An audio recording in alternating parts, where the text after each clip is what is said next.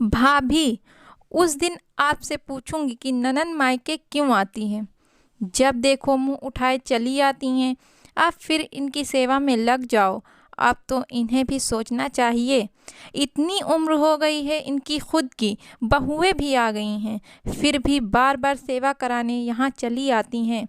ना जाने अम्मा के पास कौन सा खजाना गड़ा रखा है, जिसके लालच में ये यहाँ चली आती हैं। प्रभा अपने पति विवेक से ऊंची आवाज़ में बोल रही थी। आज उसकी ननंद सुमन मायके आई हुई थी। तुम्हें तो हर वक्त बखेड़ा खड़ा करने की आदत है। तुम्हें तो मेरी बहन का आना कभी अच्छा ही नहीं लगा। माँ बाबूजी के साथ भी तुम गैरों जैसा व्यवहार करती हो। अरे दीदी, कम से कम मौका मिलते ही अम्मा बाबूजी और हमसे मिलने आ जाती हैं, तो तुम्हें क्यों बुरी लगती हैं? तुम्हारी इसी आदत की वजह से मैं तो कभी उनसे मिलने भी नहीं जा पाता। ना तो तुम दीदी को विदाई में कुछ देती हो और ना ही ढंग से खाना पूछती हो। अगर माँ बाबूजी कुछ दे देते हैं तो तुम्हें क्या परेशानी है? वो मुझसे तो नहीं मांगते, अपनी पेंशन में से देते हैं। मेरी बहन और माँ बाबूजी को 2 वक्त की रोटी खिलाते भी तुम्हें ज़ोर पड़ता है। विवेक ने पत्नी को समझाने की कोशिश की। आप तो चुप ही रहो।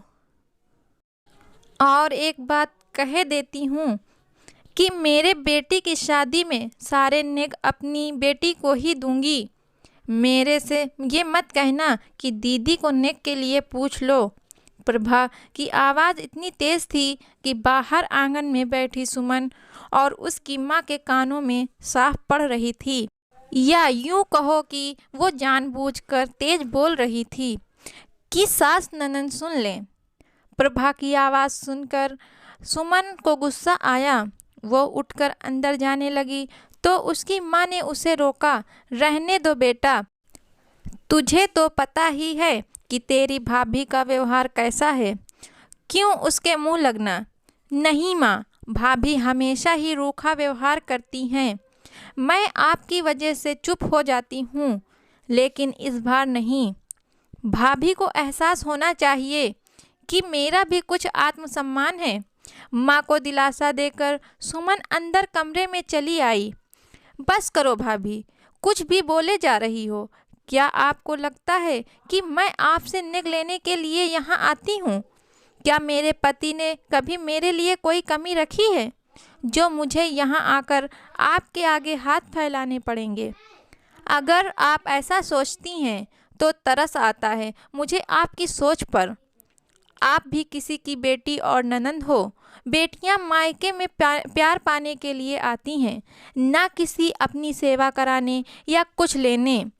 माँ मुझे जो देती हैं अपनी खुशी से देती हैं और मैं उनका आशीर्वाद समझकर रख लेती हूँ। ये तो माँ बेटी का प्यार है। सोचिए, अगर आपकी भाभी भी आपके लिए अपने मन में ऐसी भावना रखे तो आपको कैसा लगेगा?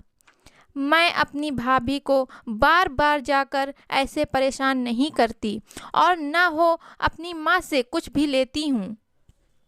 आप तो जब देखो तब आ जाती हैं। आज प्रभा ने सुमन के मुंह पर ही बोल दिया।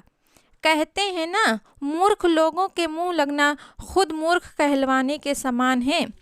विवेक ने घूर कर प्रभा को देखा। प्रभा, तुम्हारा दिमाग खराब हो गया है क्या? ये तुम दीदी से कैसी बात कर रही हो? सही तो कह रही हूँ मैं, प्रभा ऐंठ कर बोली। भाभी, मेरा मुंह ना ही खुलवाओ तो अच्छा है। हम सब जानते हैं कि आपकी भाभी को आपका मायका आना पसंद नहीं, इसलिए आप वहाँ नहीं जाती। और आपकी माँ एक एक पैसे के लिए बेटे बहू का मुंह देखना पड़ता है, इसलिए वो आपको कुछ दे नहीं पाती हैं। चिंता मत करो भाभी, बस कुछ दिनों की बात है। आपके भी बेटे की शादी होने वाली है, आपकी भी बहू आने वाली है, आपकी बेटी की भी भाभी आने वाली है। जैसा वो अपनों सास ननद को करना देखेगी, वो भी वैसे ही रिश्ते निभाएगी। उसे भी आपकी ननद के मायके आने से परेशानी होगी। उसे भी अपनी सास यानी आपको 2 वक्त की रोटी खिलाते परेशानी होगी। आप अपनी बेटी को कुछ दोगी तो वो भी निगाह रखेगी कि ननद को क्या दिया जा रहा है। उसे भी ननद को दिए जाने वाले नेक अखरेंगे। भाभी, अब तो पीढ़ी बदल रही है। आजकल के माता पिता तो अपने बच्चों को छोटी उम्र में ही सब रिश्तों से ऊपर मानते हैं। तब मैं आपसे पूछूंगी कि ननद मायके क्यों आती है? सुमन ने कहा और बिना प्रभा के जवाब की इंतज़ार किए बाहर निकल गई। ननद की बात सुनकर प्रभा के चेहरे का रंग उड़ गया था।